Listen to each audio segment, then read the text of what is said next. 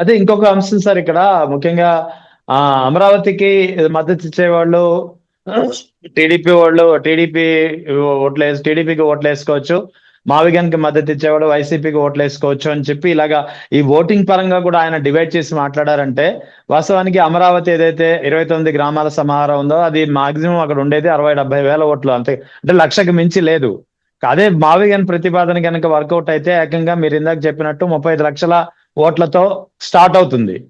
So ఇక్కడ voting పరంగా కూడా కలిసి వచ్చే అంశం కూడా భావించవచ్చా? ఓటింగ్ ఒక అంశం అయితే అమరావతి ఎంత ఇన్ఫ్లుయెన్స్ చేస్తుంది అనే దానికి 2019 ఎన్నికలు పోతాం. వాళ్ళు ఎప్పుడైనా 24 ఎన్నికలు పోతున్నారు, 19 ఎన్నికలకు పోవాలి కదా. అప్పుడే రాజధాని ఇచ్చారు, అప్పుడే ముక్కుపచ్చడారణ పార్టీ ఉంది, 3 కార్యాలయాలు పెట్టాడు. అమరావతి క్యాపిటల్ రీజనల్ అథారిటీ ఉంది కదా, 19 గ్రామాలు. నేను ఓటింగ్ ప్యాటర్న్ చూశాను 2019లో. వాళ్ళు అమరావతి రైతులు చెప్తే మేము మోసపోయినాం, జగన్మోహన్ రెడ్డి గారు ఇక్కడే ఇల్లు కట్టుకుంటానంటే మారాడేమో అనుకొని ఓటేసాం, తప్పు.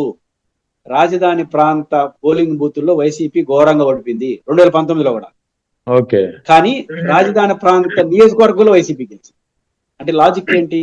అమరావతి క్యాపిటల్ రీజనల్ డెవలప్ ఆ సిఆర్డిఏ పరిధిలో ఉన్న వాళ్ళు సొంత నియోజకవర్గాన్ని కూడా ప్రభావితం చేయలేకపోయినారు. దానికి ఆనుకున్న మంగళగిరిలో లోకేష్ గారు ఓడిపోయారు. జగన్మోహన్ రెడ్డి గారు దీన్ని చూస్తున్నాడు. విజయవాడ గుంటూరు కాదు, అమరావతి కాన్సెప్ట్ అనేది జనానికి అర్థమైతే ఆ గ్రామాలు తప్ప ఎవరు ఓటేరు అనేది క్లియర్ గా ఉంది ఆయనకి. కాబట్టి రాజధాని 24లో రాష్ట్ర వ్యాప్తంగా వైసీపీ ఓడిపోయింది కాబట్టి మంగళగిరిలో ఓడిపోయింది, ఆ రాజధానిలో ఓడిపోయింది. అక్కడ వాళ్ళు వచ్చి రాష్ట్రాన్ని అంతా ప్రభావితం చేసినా అంటారు. అంత ప్రభావితం చేసే వాళ్ళైతే Telugu Desam party manifesto first agenda Amaravati ఎందుకు లేదు? సూపర్ 6 ఎందుకు ఉంది? తెలుగుదేశం మేనిఫెస్టో సూపర్ 6 ఉంది, 4-5 ప్లేస్ లో అమరావతి ఉంది. సూపర్ 6 కాకుండా అమరావతి ఫస్ట్ పెట్టుండొచ్చుగా.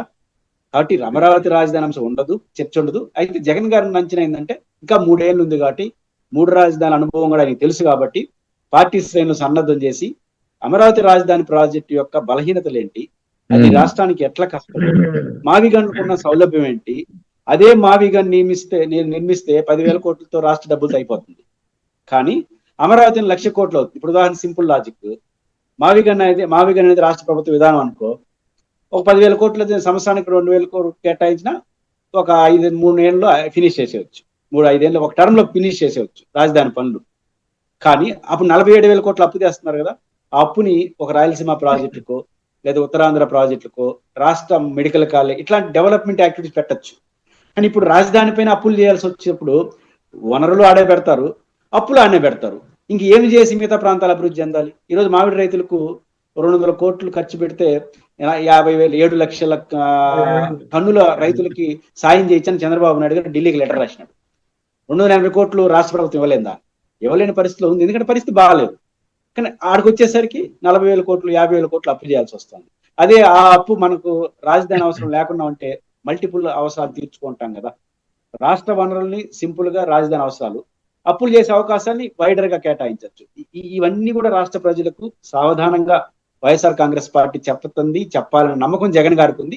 తద్వారా ఆయన ఈ కాన్సెప్ట్ ని రాష్ట్ర ప్రయోజనాలతో ముడిపడిన కాన్సెప్ట్ గా అది మమ్మలేస్తారని, అది కేవలం పరిమితమైనటువంటి వ్యక్తుల ప్రయోజనాలు ఉంటుంది కాబట్టి దానికి వేసుకోండి, పరిమితమైన ప్రయోజనాల విస్తృతమైన ప్రయోజనాల అనే ఛాలెంజ్ గా ఆయన తీసుకోదలుచుకున్నాడు. బట్ వాళ్ళ శ్రేణులు వాళ్ళందరూ ఎట్లా దాన్ని కిందకి తీసుకెళ్తారు. అది ఇక్కడ ఇంకొక అంశం ప్రధానంగా ఈ అమరావతి వర్సెస్ మావిగన్ అని చెప్పి వైఎస్ జగన్ ఇంత క్లియర్ గా ఇంత స్ట్రాటజికల్ గా డిసైడ్ అయిపోవడానికి కారణం కూడా అమరావతి వెనుక ఉన్నటువంటి అవినీతిని బహిర్గతపరచడమే అనేది అందరికీ తెలుస్తుంది. ఎందుకంటే నిజంగా అమరావతి ప్రాజెక్ట్ అంత వైబిలిటీ లేదు, అమరావతి పేరిట దాదాపుగా పెద్ద ఎత్తున అవినీతి జరుగుతుంది. అమరావతిని నిజంగానే సస్టైన్ చేయాలి అంటే ఏకంగా 2 లక్షల కోట్ల ఖర్చు అవుతుంది అనేది ఒక ప్రాథమికంగా ఉన్నటువంటి అంచనా. సో అటువంటప్పుడు ఈ నేపథ్యంలో అంటే అమరావతి అవినీతిని ఫోకస్ చేసే ఉద్దేశంతో అమరావతి వర్సెస్ మావిగన్ తీసుకురావడం ద్వారా కూటమి ప్రభుత్వాన్ని డిఫెన్స్ లో పడవేసే ప్రయత్నం జరిగిందా? అవినీతి ఆరోపణలు ప్రభుత్వ వ్యవహార శైలి వల్ల వస్తా ఉంది. ఎంత జరిగిందనేది విచారణ చేయాల్సిందే. జగన్ గారు తీవ్రమైన ఆరోపణలు చేస్తున్నారు. సింపుల్ లెక్క, అమరావతి రాజధాని ప్రాజెక్ట్ లోనే ఎప్పుడైతే ఇప్పుడు సెంట్రల్ ఇంటీరియర్ సెక్రటేరియట్ అంటున్నారు కదా, ఇంటిగ్రేటెడ్ సెక్రటేరియట్ చేస్తున్నారు కదా. ఇంటిగ్రేటెడ్ సెక్రటేరియట్ 50 లక్షల చదరపు మీటర్ల దాంట్లో ఎస్ఎఫ్టీ పరిధిలో, దీనికి ఎస్ఎఫ్టీకి ఎంత వేస్తున్నారు? 20,000 చిల్లర వేస్తున్నారు, అన్ని రకాల కలిపి. మంచిది. అదే ఇంటీరియల్ సెంట్రల్ గవర్నమెంట్ ఇన్స్టిట్యూషన్స్ ఒక ఒక గొడుగు కింద పెడుతున్నారు.